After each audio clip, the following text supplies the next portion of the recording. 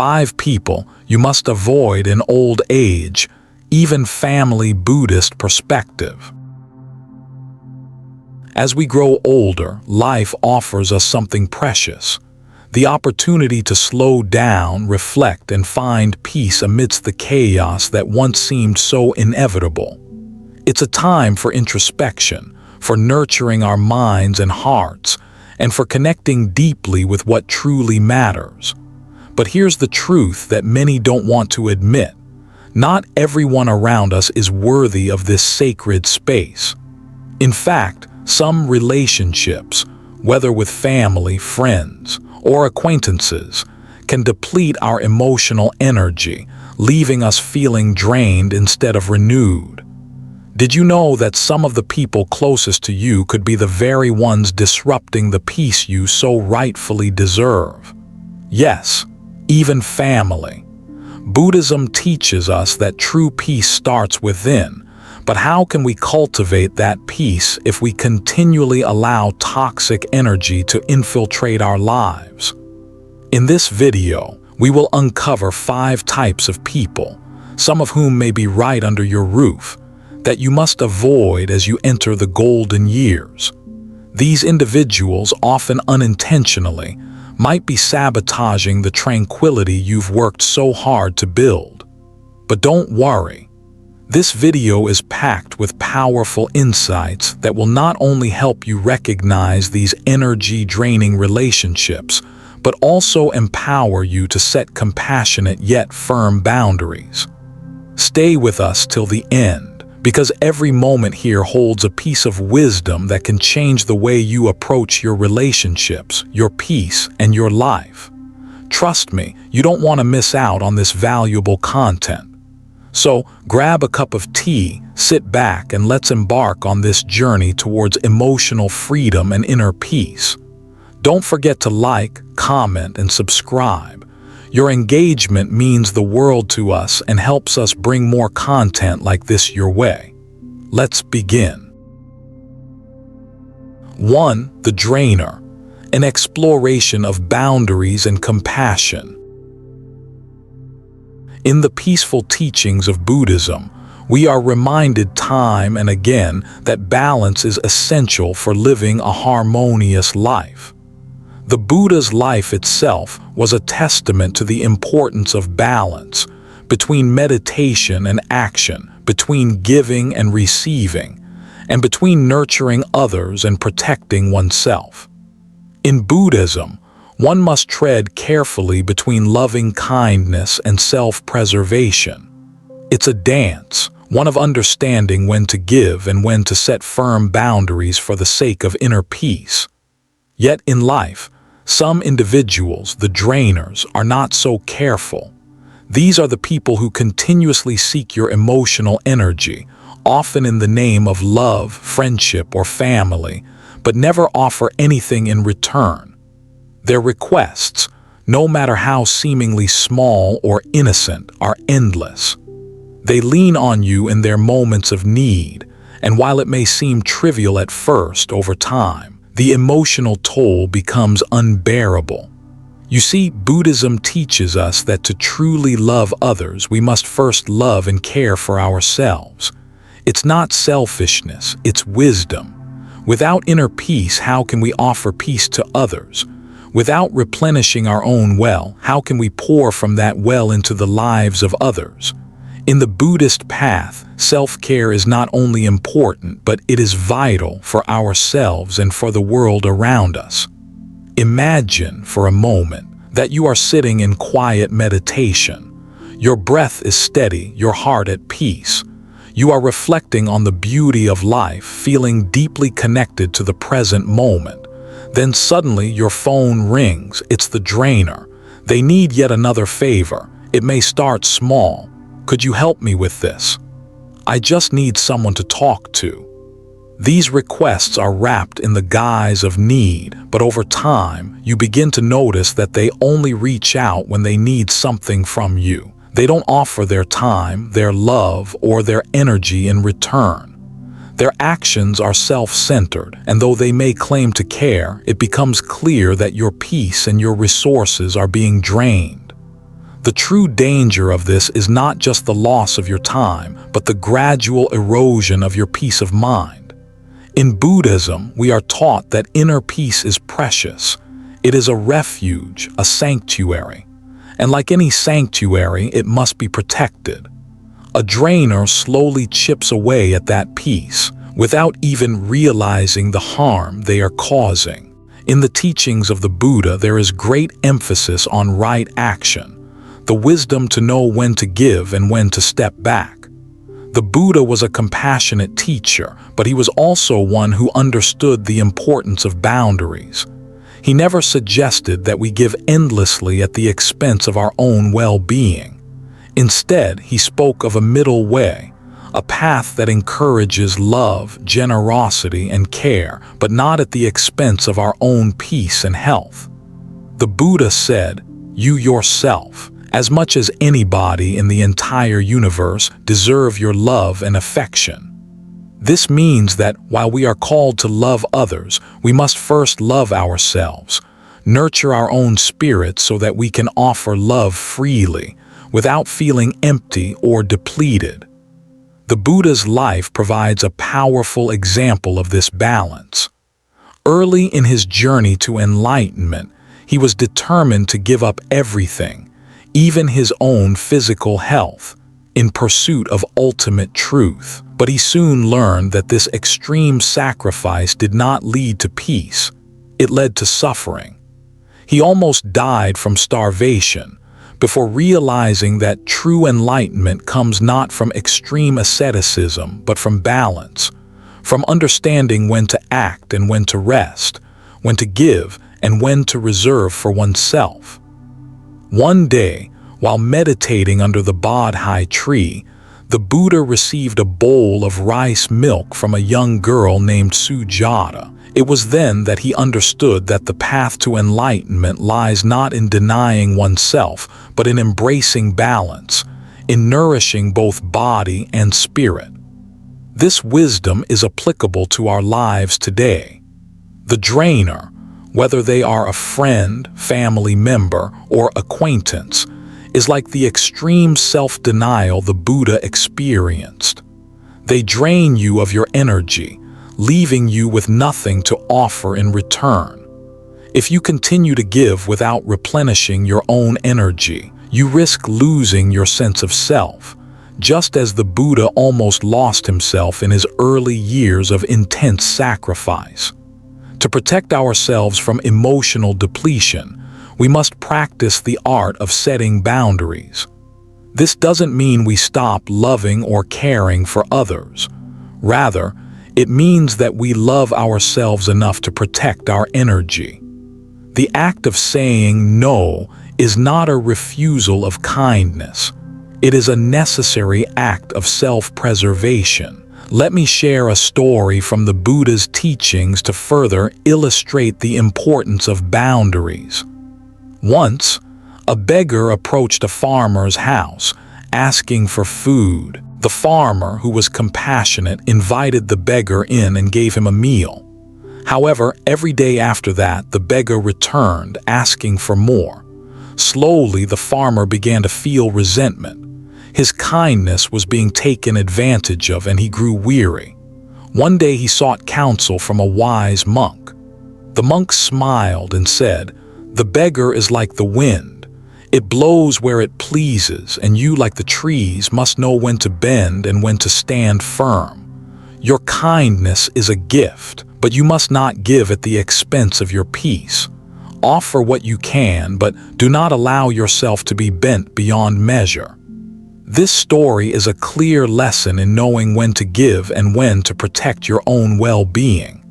The beggar represents those who constantly seek your energy and emotional support. And like the farmer, we must learn to give within limits, with boundaries that preserve our peace and self-respect. So, how can we, like the Buddha, set boundaries with the drainer while still maintaining compassion? Here are a few practical steps. 1. Acknowledge the need for boundaries. Recognize when a relationship or request begins to feel like a drain on your energy. This is the first step in protecting your peace.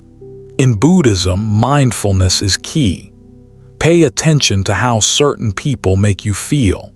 If you feel exhausted, resentful, or emotionally depleted after interacting with someone, it's time to set boundaries. 2. Set boundaries with kindness. Boundaries are not walls that shut others out. They are protective spaces that allow us to preserve our energy while still offering love and compassion. When the drainer asks for help, respond with kindness but firmness. I am unable to assist this time, but I wish you well. You don't need to offer an explanation or justify yourself. Your peace is enough. 3. Practice self-care. To avoid being drained, engage in activities that restore and nurture your soul. Meditation, nature walks, quiet reflection, these are all tools to replenish your inner well. By caring for yourself, you make space to care for others in a way that doesn't leave you feeling empty. 4. Reflect on relationships. Take time to reflect on your relationships. Does this person add value to your life, or do they constantly take without offering anything in return? In Buddhism, we are encouraged to be mindful of our attachments. If a relationship is one-sided and leaves you feeling drained, it may be time to reevaluate its place in your life. The drainer is a reminder that in life, we must balance compassion with wisdom. While it's important to love and care for others, we must also love ourselves enough to protect our peace. The Buddha's teachings on right action and mindfulness guide us to understand when to offer help and when to step back. Setting boundaries is not an act of cruelty. It is an act of self-preservation, one that allows us to be our best selves for others. As we navigate life, it's crucial to recognize that our energy is precious. Just as we would protect a garden from harmful weeds, we must protect our inner peace from those who seek to drain us. By setting boundaries, we reclaim our spiritual energy and protect the sanctity of our hearts, allowing us to give in ways that are nurturing, not depleting. By practicing the teachings of the Buddha and applying them to our relationships, we can create a life filled with balance, compassion, and inner peace, one that nourishes both ourselves and those around us. 2. The drama magnet. Navigating the storms with compassion and clarity. In the teachings of the Buddha, we are reminded of the impermanence of all things, samsara, the cycle of birth, death, and rebirth. This cycle is filled with joy and suffering, and while suffering is inevitable, we are encouraged to develop mindfulness so we can navigate through it with clarity and wisdom. However, some people, drama magnets, seek to perpetuate turmoil in their lives, and by doing so, they invite others into their chaos. They thrive on drama, constantly creating crises or conflicts, and will pull you into their emotional storms, regardless of your desire for peace. Imagine you're sitting peacefully at home, perhaps enjoying a warm cup of tea or reading a book. The quiet hum of the world outside seems to reinforce the calm you feel within. Then the phone rings. It's the drama magnet, a relative, a friend, or even a colleague calling with urgent news. Their voice is tense, fraught with emotion. There's always something wrong, always an emergency that requires immediate attention. Maybe their car broke down, their partner is upset, or there's a new crisis at work. It's never-ending. And every time you engage, you find yourself swept up into their emotional turmoil. You listen, offer advice, and lend a helping hand. But then the same pattern repeats. The drama magnet always needs you, and yet their problems never seem to resolve. The more you give, the more they demand, and eventually you realize that their emotional storms have become your emotional storms. You begin to lose your sense of calm, and the once steady waters of your peace are now disturbed by the waves of their chaos. In Buddhism, the practice of mindfulness teaches us to observe our thoughts and emotions without becoming attached to them.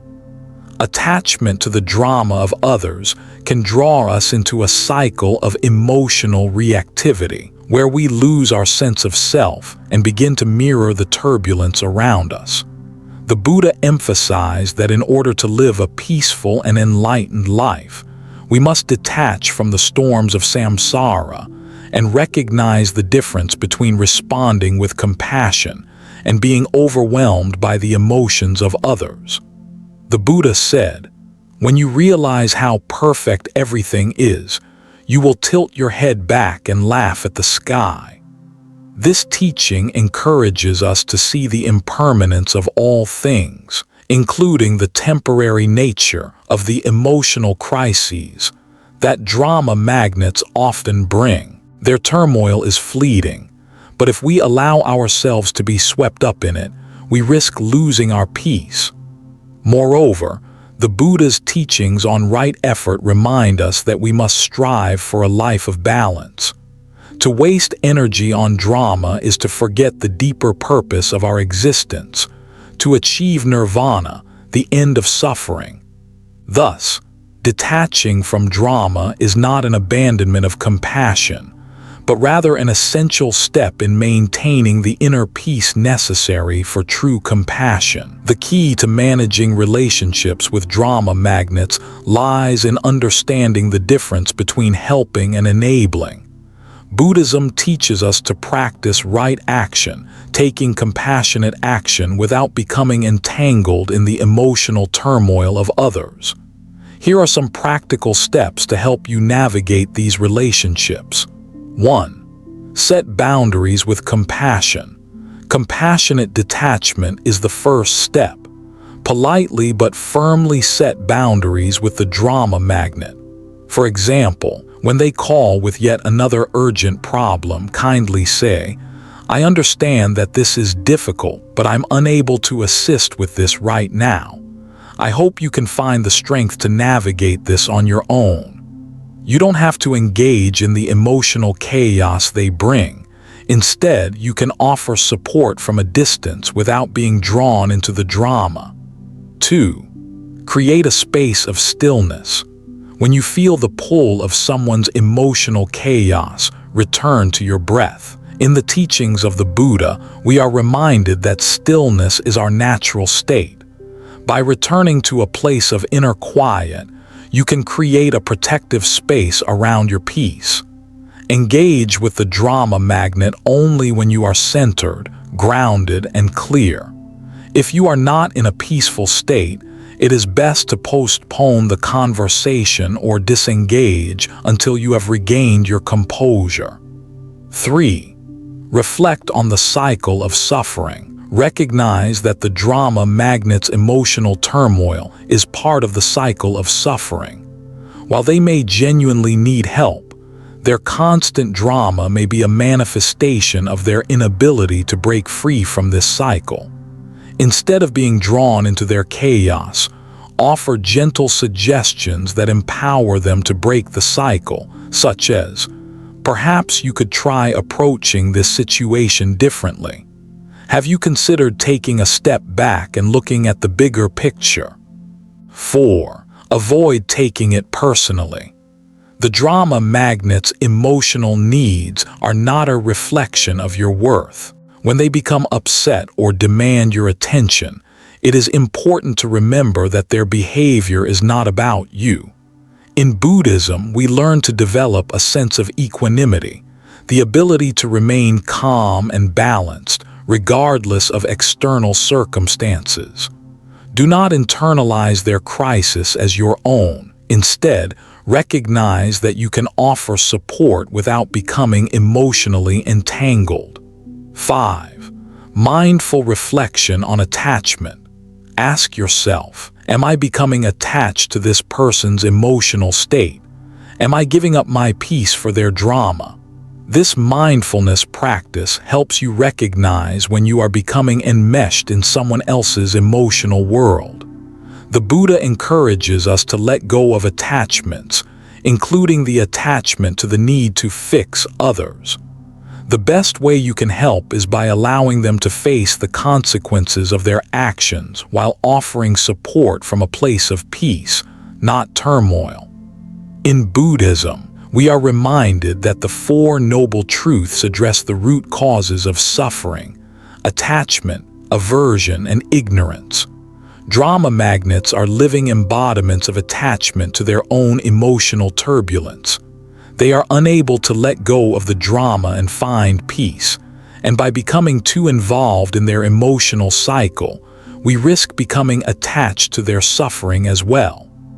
Ask yourself, are you helping this person, or are you simply enabling their ongoing cycle of chaos? It is important to realize that while we are called to be compassionate, we must also understand when our compassion becomes enabling. True compassion does not mean constantly rescuing others from their emotional crises.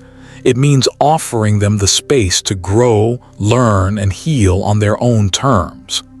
In ancient India, there was a famous monk known for his deep peace and wisdom. One day, a traveler came to him and asked, "Master, how do you maintain such inner calm in the midst of the storms of life? Everywhere I go, there is chaos and noise, and it pulls me in. How can I find peace?" The monk smiled and led the traveler to a serene lake. The surface of the water was still and clear. The monk asked, "What do you see in the water?" The traveler replied, "I see the reflection of the trees, the birds, and the sky." The monk gently touched the surface of the water, causing ripples to form. "Now what do you see?"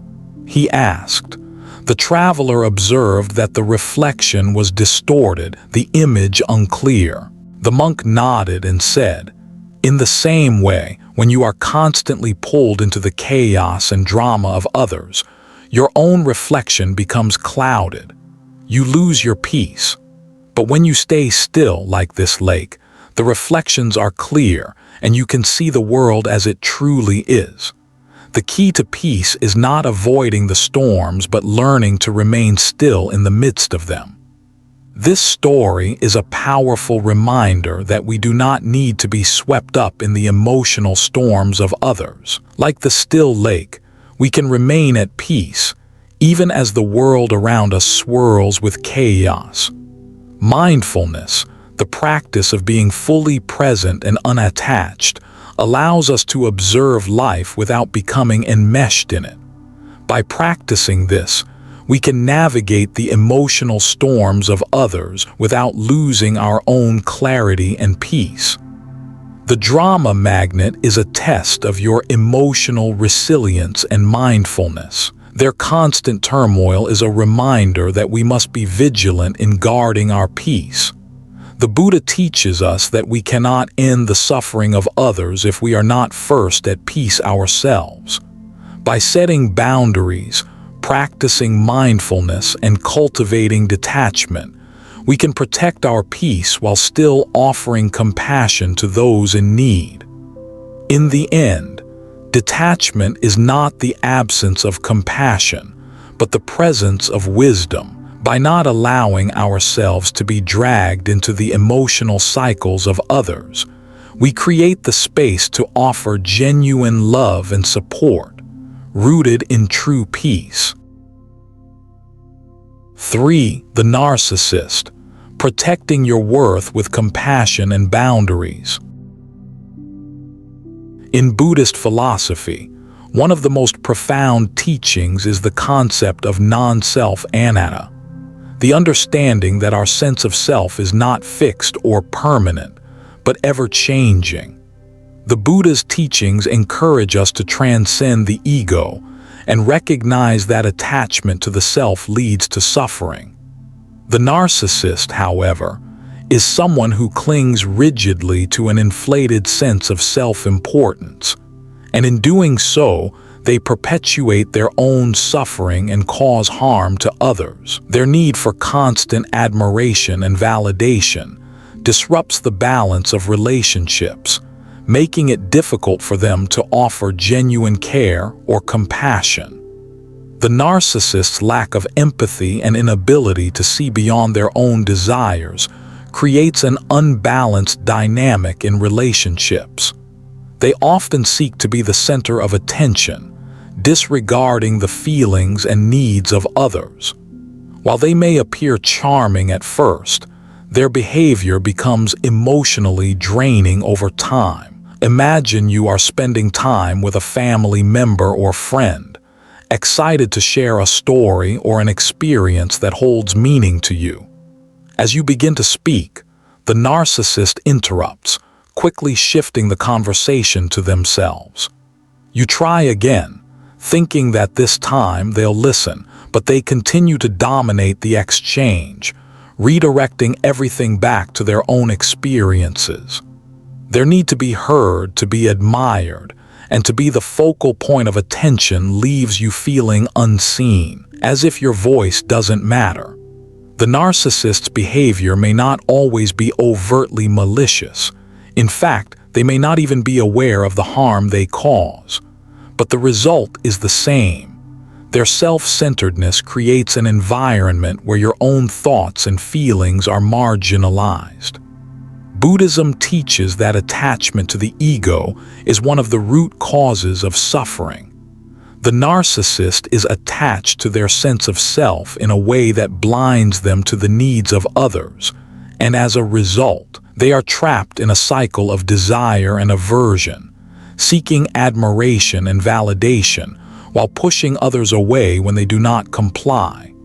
The Buddha said, "A man is not what he thinks he is, but what he thinks he becomes."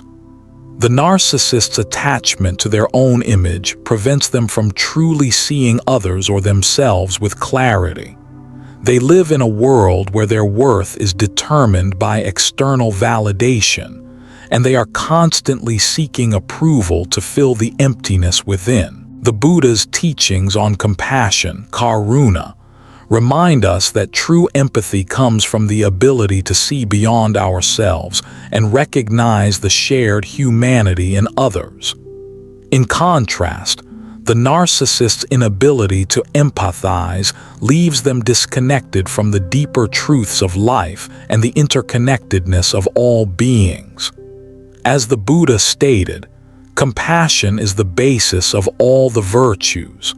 Without compassion, no one can gain true wisdom. The challenge of dealing with a narcissist is learning how to maintain your own self-worth while not falling victim to their manipulation.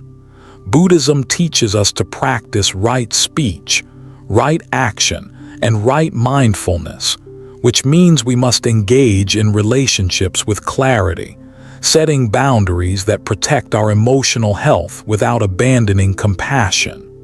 Here are some practical steps to navigate relationships with a narcissist. 1. Recognize the narcissist's behavior. The first step is recognizing when you are dealing with a narcissist. They often dominate conversations, seek constant validation, and dismiss others' feelings or perspectives. Once you are aware of this dynamic, you can better understand why you feel drained or overlooked in their presence. Awareness is the key to detachment. 2. Set clear boundaries. Boundaries are the protective walls that preserve your peace, and they are essential when dealing with a narcissist. Politely but firmly assert your own needs and space. If the narcissist begins to dominate a conversation, gently but assertively redirect the discussion. I'd like to finish sharing what I was saying. If they dismiss your feelings or try to manipulate the situation, calmly express your own perspective. I hear you, but this is also important to me. 3. Don't internalize their behavior. The narcissist's inability to empathize is not a reflection of your worth. In Buddhism, we are taught to be non-attached to the actions and opinions of others. The narcissist's behavior stems from their own suffering, an unhealed wound of ego, and not from a lack of your worth or value. Do not internalize their disregard for you. Instead, practice self-compassion by reminding yourself that you are worthy of respect and love, regardless of their inability to offer it. 4. Offer compassion without sacrificing your peace. Compassion is central to Buddhist practice, but it does not mean enabling or accepting harmful behavior. You can offer the narcissist compassion by recognizing their inner suffering, but you must also protect your own emotional well-being. This may mean creating emotional distance, limiting interactions, or even stepping away from the relationship entirely if it becomes toxic. 5. Practice loving kindness, metta, for yourself. The Buddha's practice of loving kindness, metta, is an essential tool when navigating challenging relationships. To offer metta to a narcissist, begin by cultivating compassion for yourself. Recognize your inherent worth, and from that place, send out loving kindness toward them. May you be happy. May you be at peace.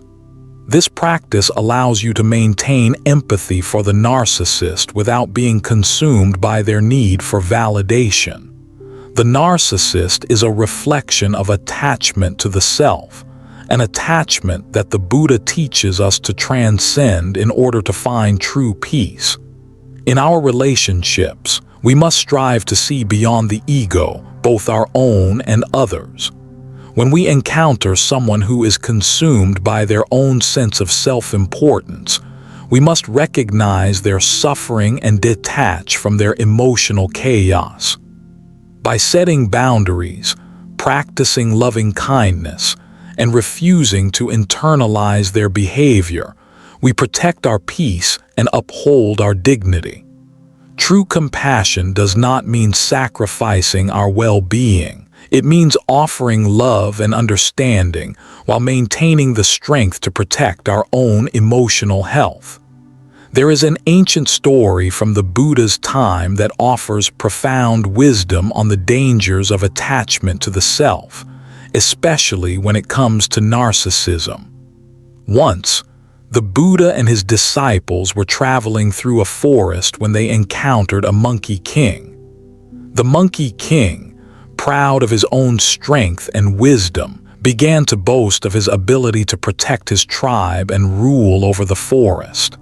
His pride was immense, and he believed that he was the greatest being in the forest.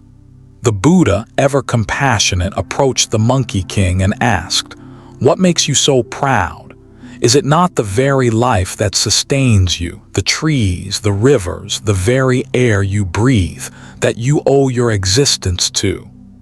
The monkey king, dismissing the Buddha's words, retorted, "I am the ruler here. My strength and intelligence are unmatched. I need no one." The Buddha, with his deep wisdom, gently smiled and said, "True power comes not from domination, but from understanding and compassion. If you rely solely on your own strength and ego, you will live in suffering, always at odds with the world around you. The moment you let go of your attachment to self, you will find true peace." The monkey king, still unaware of his attachment, continued to boast. But as the seasons changed and the forest faced a great storm, the monkey king's pride and arrogance became his downfall. His tribe was scattered, and the once proud monkey king was left alone, stranded in the storm. It was then that he realized the Buddha's words. True strength lies not in ego or self-importance, but in humility, understanding, and compassion for all beings. Only when he let go of his attachment to his own self-image did he find true peace. The narcissist's attachment to their own image of self-importance leads to suffering, not only for themselves but for others as well. In Buddhism, we learn that attachment to the ego only perpetuates suffering, And the path to peace lies in letting go of that attachment. When we encounter narcissists in our lives, we are given an opportunity to practice compassion while maintaining our own peace and dignity. By setting boundaries, remaining grounded in our own sense of worth, and offering loving kindness without becoming entangled in their ego-driven behaviors, we protect our emotional well-being. In this way, we transcend the suffering of attachment, both for ourselves and for others. 4. The victim, understanding responsibility and compassion. In Buddhism, we are taught the importance of personal responsibility. The Buddha emphasized that suffering arises not from external circumstances, but from our attachments to desires and aversion. This suffering can be alleviated through right understanding, right action, and the courage to face our challenges with mindfulness. The victim is someone who refuses to take responsibility for their own suffering and instead looks to others for sympathy, constantly playing the role of a martyr. This attitude, though it may stem from deep insecurity or fear, only prolongs the cycle of suffering. The victim often remains stuck in a place of helplessness, always blaming external forces for their misfortunes and seeking others to alleviate their emotional pain. While it's important to offer empathy and support to those who are genuinely struggling, we must recognize that enabling a victim mentality can prevent growth and keep them trapped in their suffering. Imagine you have a friend or relative who constantly complains about their life. Every conversation revolves around their misfortunes, how their job is unfair, how their relationships are difficult, how they never catch a break. They are always stuck in the same pattern of frustration and helplessness. You listen, offer support, and even give advice, but the cycle never ends. They never take responsibility for their actions or their choices. Instead, they wait for others to rescue them. At first, you may feel sympathy, wanting to help, but over time, you realize that your compassion is being exploited. They never act on the advice you give. They are not looking for solutions. They are looking for someone to blame and someone to fix their problems. You begin to feel emotionally drained, and your well-meaning support only reinforces their victimhood. The Buddha taught that suffering is not the problem, but our attachment to suffering is. We become trapped in samsara, the endless cycle of suffering, when we refuse to acknowledge our role in creating and perpetuating our own challenges. The Buddha said, "Pain is inevitable, but suffering is optional." In the case of the victim, their refusal to acknowledge their responsibility for their suffering only prolongs the cycle. They become attached to the belief that they are powerless, unable to change their situation, and must rely on others to alleviate their pain. But Buddhism teaches us that empowerment comes from taking responsibility for our own lives, making mindful choices, and recognizing that we have the power to change our circumstances through right action. The Buddha also spoke about the Four Noble Truths, which outline the nature of suffering and the path to its cessation. The third noble truth, the cessation of suffering, teaches us that we can free ourselves from suffering by releasing attachments to false beliefs, including the belief that we are helpless victims of life's circumstances. True freedom lies in recognizing the impermanence of our suffering and taking the necessary steps to transform it. When dealing with the victim, it is important to approach them with compassion, but without enabling their mindset. The Buddha's teachings on right speech, right action, and right effort guide us to help others without becoming enmeshed in their suffering. Here are practical steps to manage relationships with those who embody the victim mentality. 1. Recognize the pattern of victimhood. The first step in addressing the victim mentality is awareness. Recognize the signs that the individual is not seeking solutions, but is instead looking for someone to rescue them from their problems. In Buddhism, we practice mindfulness to observe situations as they are, without judgment. Recognize when you are being drawn into a cycle of sympathy without action. 2. Empathetic listening without enabling. Offer a listening ear without taking on their emotional burdens. Compassionate listening means allowing someone to express their feelings, but not absorbing their suffering.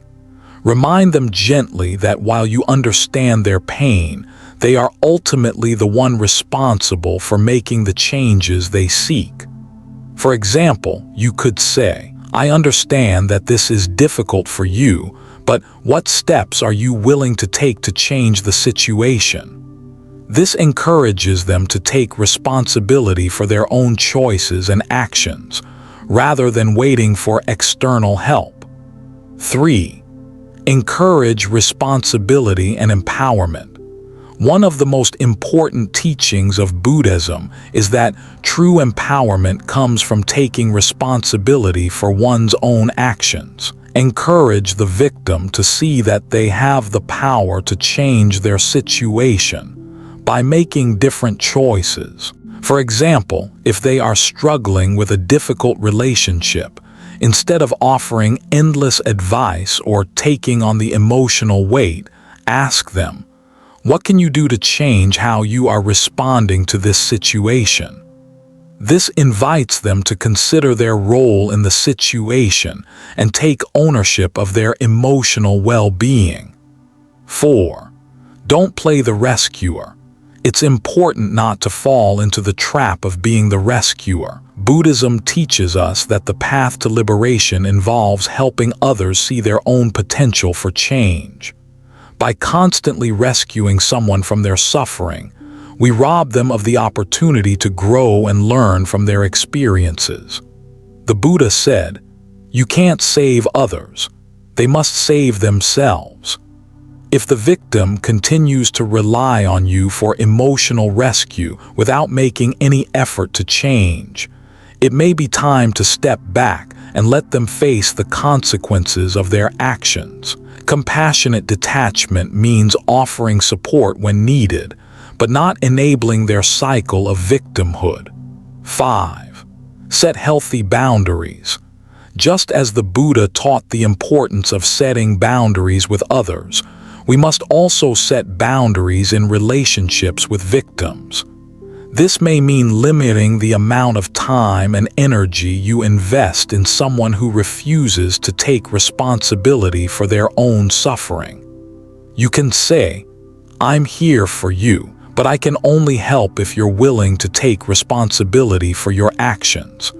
This gently reinforces that while you care, you cannot carry their emotional burden for them. The victim mentality is deeply rooted in the belief that one is powerless to change their circumstances. However, this belief is contrary to the teachings of Buddhism, which emphasize empowerment and personal responsibility. Suffering is inevitable, but by releasing attachment to our suffering and taking responsibility for our lives, we can free ourselves from the endless cycle of victimhood. The Buddha taught that true freedom comes from mindful action and the courage to face our challenges. By encouraging the victim to recognize their own role in their suffering and to take responsibility for their actions, we empower them to transform their lives and break free from the cycle of blame. There is a beautiful Buddhist story about a young princess who lived in a grand palace. Though she had everything she could ever want, wealth, beauty, and power, she was deeply unhappy. She complained constantly about the unfairness of life, blaming her circumstances for her discontent. One day, an old monk visited the palace. Upon hearing her lamentations, he sat beside her and asked, "Why are you unhappy, dear princess?" She replied, "I am trapped in this life. I have everything, but I still feel empty. Life is unfair and no one understands me." The monk smiled gently and said, "The path to happiness is not about finding a perfect world, but about seeing things as they are and taking responsibility for how we respond to them. What you are missing is the ability to transform your suffering through your own actions. You are not a victim of life. You are the creator of your own suffering." The princess, deeply moved by the monk's words, spent years reflecting on them. Slowly, she began to take responsibility for her thoughts and actions. She stopped blaming her circumstances and started changing how she viewed the world. Over time, she found deep peace and joy, not by changing the world around her, but by transforming her own perspective. The victim lives in the illusion that they have no control over their circumstances. Yet the Buddha teaches us that true freedom comes from taking responsibility for our actions and our reactions. To move beyond the victim mentality, we must first recognize our own role in the creation of our suffering. Through mindfulness, compassion, and the courage to take responsibility, we can transform our suffering and step into a life of empowerment and peace. 5. The critic, cultivating self-worth and compassion in the face of judgment. In Buddhism, we are reminded that judgment is one of the greatest sources of suffering, both for the person who judges and the person who is judged. The Buddha taught that we should not judge others, for all beings are interconnected, and we cannot fully understand the complexities of another's life. However, there are those who continuously criticize, often under the guise of constructive feedback, and their words can pierce deeply, leaving lasting scars on our self-esteem. The critic is someone who constantly points out flaws and shortcomings, often without understanding the full context of the person they are judging. While their intention may not always be malicious, the impact of their criticism can be deeply damaging. The critic, whether a family member, friend, or colleague, often thrives on pointing out what's wrong with others, using their own insecurities to highlight perceived flaws. Their judgments can erode your self-confidence, making you feel inadequate or unworthy. But Buddhism teaches us that self-worth does not come from the approval of others. True confidence arises from understanding our inherent worth and recognizing that we are not defined by others' opinions of us. Imagine a family dinner where you're sharing a personal accomplishment or experience that brings you joy. Perhaps you've been working on a new project, or you've made progress on a personal goal. As you share, the critic jumps in, pointing out a flaw or offering unsolicited advice on how you could have done better. "Well, you could have done this differently," they say. "It would have been better if you had done it this way." At first, you brush it off, but the more they critique, the more you begin to doubt yourself. Their words sting, even if they are cloaked in well-meaning advice. You begin to question your abilities, feeling as though you're never good enough. Over time, the critic's constant judgments leave you feeling small, as if your accomplishments are never enough, never worthy of celebration. In Buddhism, the practice of right speech teaches us to speak with kindness, clarity, and compassion. The Buddha cautioned against speech that harms, whether it is harsh, judgmental, or unkind. Criticism, especially when it is unsolicited and constant, harms not only the recipient but also the one who delivers it. By focusing on the flaws of others, the critic becomes trapped in a cycle of negativity and attachment to the idea that they know better. The Buddha also spoke about non-attachment, the understanding that we should not become attached to the opinions of others, whether good or bad. Self-esteem in Buddhism arises from inner peace and mindfulness, not from external validation. The ego, which seeks approval and praise, is a source of suffering. The Buddha's teachings on self-awareness encourage us to observe criticism without allowing it to penetrate our sense of self. We are not the sum of others' opinions. We are the expression of our true nature, which is boundless, compassionate, and free. The Four Noble Truths offer wisdom in dealing with the critic's judgment. The second noble truth states that suffering arises from attachment and craving, our attachment to being seen as perfect or worthy in the eyes of others. The Buddha's teachings encourage us to let go of these attachments, to accept that we will never please everyone, and to focus on living in alignment with our true nature, regardless of judgment. Dealing with the critic requires cultivating inner strength and self-compassion. Buddhism teaches us to be mindful of our thoughts and reactions, to observe criticism without letting it define us.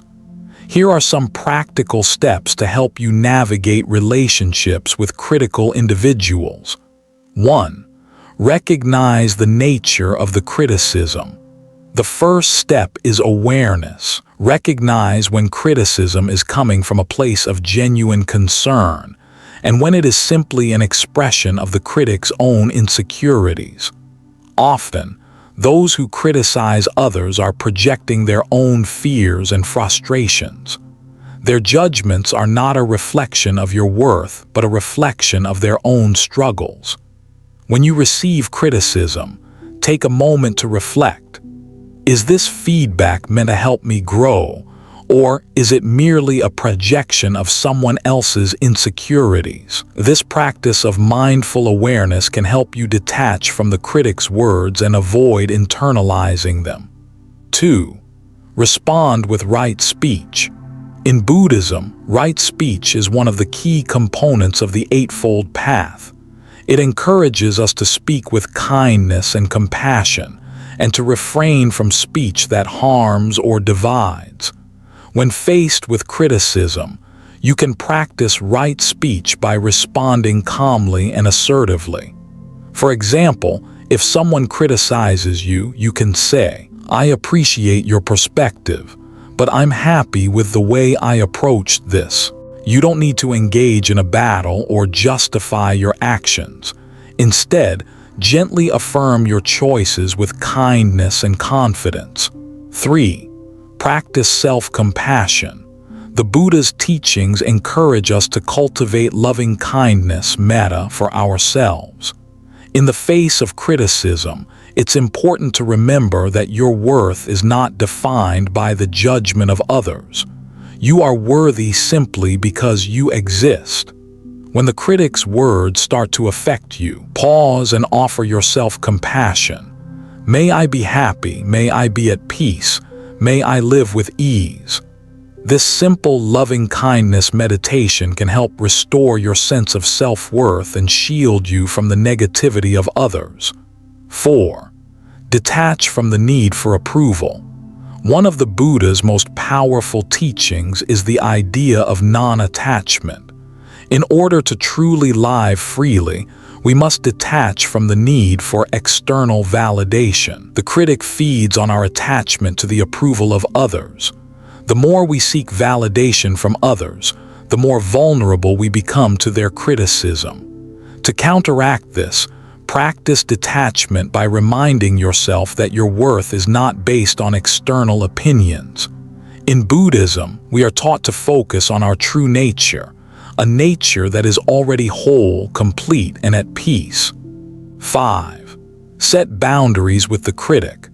Boundaries are essential for maintaining emotional well-being, especially when dealing with a chronic critic. You can set boundaries by limiting the amount of time and energy you spend with this person. If their criticism becomes overwhelming, gently distance yourself from the conversation. You might say, "I understand your concern, but I would appreciate it if we could focus on positive feedback." Setting these boundaries not only protects your emotional health, but also teaches the critic that their behavior is not acceptable. The critic represents a powerful test of our self-worth. In the face of judgment, we are reminded to cultivate inner peace and self-compassion. Buddhism teaches us that we are not defined by the opinions of others. True wisdom comes from understanding that criticism is often more about the criticizer than the one being criticized. When we let go of the need for approval, we free ourselves from the chains of judgment and step into a place of inner strength and confidence. In Buddhism, right action and right understanding guide us in navigating difficult relationships. When we are faced with criticism, we are offered an opportunity to practice mindfulness, right speech, and self-compassion. By responding with grace, detaching from the ego, and setting boundaries, we protect our peace and strengthen our sense of self-worth. Once, the Buddha was traveling through a village when he encountered a monk who was angry and bitter. The monk had been criticized by others, and his anger was consuming him. He approached the Buddha and said, "Why does everyone criticize me? I have done nothing wrong, yet I am constantly judged. How do I stop this suffering?" The Buddha calmly replied, "You cannot control what others think or say about you. What matters is how you respond to it. When you are criticized, do not take it personally. Instead, observe it as a passing cloud. Just as the wind cannot move a mountain, the words of others cannot disturb the one who is grounded in wisdom and peace." The angry monk, feeling enlightened by the Buddha's words, began to practice detachment from the judgments of others. Over time, his anger faded and he found peace in his heart. The critic is an inevitable part of life, but how we respond to criticism determines our emotional freedom. In Buddhism, we are encouraged to let go of our attachment to the opinions of others and to recognize that we are not defined by external judgments. By practicing self-compassion, detachment, and right speech, we can navigate criticism with grace and maintain our inner peace. As we move through life, we are faced with a powerful and sacred decision: who we allow into our emotional space. These relationships, whether with family, friends, or acquaintances, shape the environment in which we live and the energy we carry within. The Buddha's teachings remind us that inner peace is not something that happens by chance. It's something we cultivate, something we protect with wisdom and mindfulness. Protecting our emotional health is not an act of selfishness, but an act of wisdom that allows us to be our truest, most loving selves. The relationships we choose to nurture and the boundaries we set directly influence the peace we create in our lives. In the chaos of the world, we have the power to build a sanctuary within, a place where we are in control of our own emotional well-being. But to do that, we must choose wisely, setting clear boundaries with those who drain us, and cultivating the relationships that genuinely nurture our spirit. So ask yourself, does this person bring peace into my life, or do they bring chaos? Are they helping me grow, or are they holding me back? Are they helping me cultivate joy, or are they draining my energy? Remember, the Buddha taught us that peace is a state of mind, one that must be actively nurtured, just as a garden is tended with care. Setting boundaries isn't about pushing people away. It's about preserving your sacred space, your emotional well-being. It's about creating the space for happiness, love, and respect to flourish.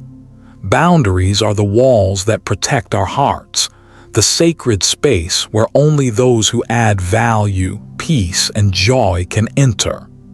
Take a moment to reflect on the relationships in your life.